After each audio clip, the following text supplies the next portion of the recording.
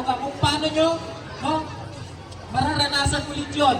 So kahit masamang paraan, no, gagawin mo, magnanakaw ka, no, papatay ka ng tao, karnaping, kidnapping, no? So yan, gagawin mo yung lahat para lang magkapera ka, no? Kumbaga yun na yung mundo mo. So ma-addict mo na kayo sa mga crush nyo, sa mga jowa nyo, huwag lang muna sa drugs, no?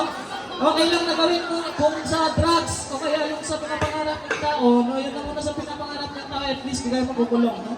Huwag na lang gawin sa masamang paraan ng makuha, no? Compared to drugs, no? Sinabi ko kanina, kapag naumpisahan mo yan, mahirap ka nang makaalis, no? Masisira talaga yung buhay mo, no? So, paano natin maiiwasan yun, no? Paano natin maiiwasan ng drugs? I-maintain ang physical and mental wellness. Kapag alam nyo na nakakasama sa katawan nyo at sa mental health nyo,